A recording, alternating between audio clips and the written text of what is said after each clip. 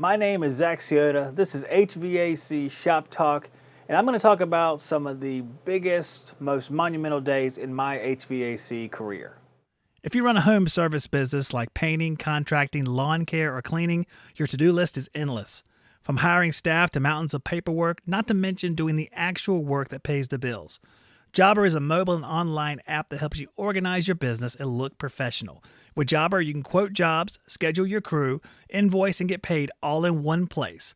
Try it free today at getjobber.com/shoptalk. Now, to set the stage here, let's say it's the year 1994, 95, somewhere in that region, and I'd just gone to work for my father over the summertime. I was still in high school, but during the summers, I would work for him doing installs. During that time, I was starting to receive my first 40-hour weekly paychecks. Now, before I tell you, guess and see how much do you think I brought home in 1994 for a 40-hour work week? I'm going to give you about 5 seconds here. Go ahead and guess to yourself. You can write it in the comments before I tell you, but I think you should definitely guess. Because it was 1994 and the minimum wage was much lower than it is, especially in certain parts of the country now, I brought home $160 for working a 40-hour work week, and I thought I was rich. I thought I can buy anything I want. I can buy the brand new VHS tapes I want, because of the time it is. Cassette tapes, back then we could still go to Circuit City and buy cassette tapes. They had all those huge rows of cassettes still, and then those newfangled CDs, right? Which had been out for several years. They weren't newfangled, but to put it in perspective, cassette tapes haven't been sold in stores for a long time.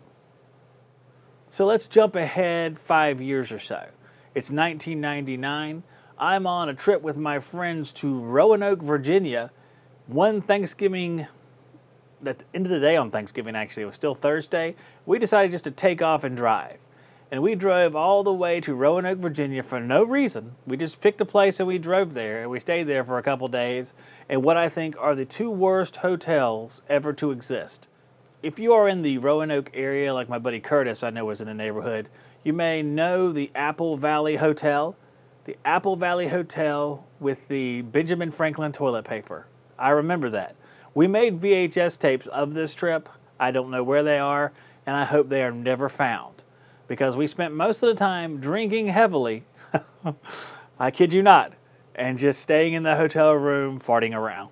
But on one of the days, I did get a phone call from back home, and they let me know that I had passed my H3 licensing exam, and I was an official H3 level contractor in North Carolina.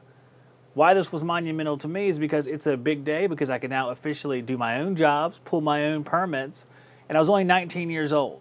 I always wondered if I was one of the youngest people in North Carolina to ever get a contracting license. I figure I must be. I never heard of a 19-year-old contractor before. But I still was working with my dad. I wasn't out on my own, but I could have gone out on my own at that point, although I would have failed miserably, because at 19 I did not make the best decisions, as indicated by my 3 days of drinking in the hotel. The final day I'm going to tell you guys about is in 2009. I started my business, Town & Country Air, which ran for about 10 years or so until I closed it down to become a full-time podcaster / other stuff so I could work here at the house. It was a big day, even though it came under dark conditions, because during this recession that we had from 2008, 2009, right in that area, the housing market had crashed. We started the business because my dad was trying to avoid paying a lot of payroll taxes. It was a workaround where guys would get workman's comp. Subcontractors, it's very similar to that. In fact, it's the same as that. Anyone who's done subcontracting work and gets 1099 for something will understand what I'm saying. So that opened my business, but the thing is, later that year, I got my first job. In October of 2009, I got my first install job. I did ductwork and a package unit outside, and the ductwork actually ran up the side of the house, through the house, and I had to build a metal shroud around the entire ducting system outside. That system is still there on that house 15 years later, but I don't think anyone lives in it. I drove by it the other day and saw that everything was still there, but the weeds were kind of high. In the country, that's an indicator that someone has left, the house was foreclosed on, or something like that, which is pretty common, unfortunately, this day, because we're having similar economic conditions now that we had back then. Not as bad, but my fear is those times might still be ahead of us. based on our high retail prices of homes. Later that same year, I got another job in December. Now, you can see how sporadic this is. There's guys out there that do 300, 400, 500 installs a year, and I'm talking about doing 2 installs in the second half of 1 year and being excited about it. The next February, I put in a York unit for somebody. I started buying York units at a place called McCall's. I wanted to try York. A lot of you are, going, ooh, but it's not microchannel Yorks, it's regular Yorks. And I do believe all of these systems, I believe, are still there. I think every system that I put in during this period is still there. Of course, I'm no longer in business, so someone else is either taking care of those or they're just limping along, living their last days. But it was an exciting time for me. In a dark time came something really, really good. 2-3 years later, the business was semi-successful. I had money in my pocket. I remember I could actually go buy a car with cash.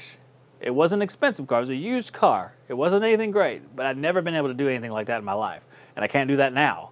So I do reminisce about the times when I was a richer man and more successful, all the way up to semi-successful.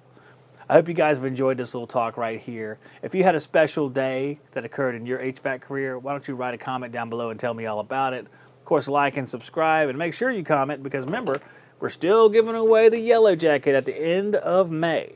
So make sure you're commenting on every single video, because you don't know which video I'm going to pick to select a commenter from. My name is Zach. This is HVAC Shop Talk, and I will see you guys on the next one. God bless all of you. TreeTech Tools has a wide variety of great test equipment. It covers industrial emissions, cooling and heating service, building performance, and electrical testing. Use the Shop Talk discount code to support this show and save 8% off at TreeTech Tools.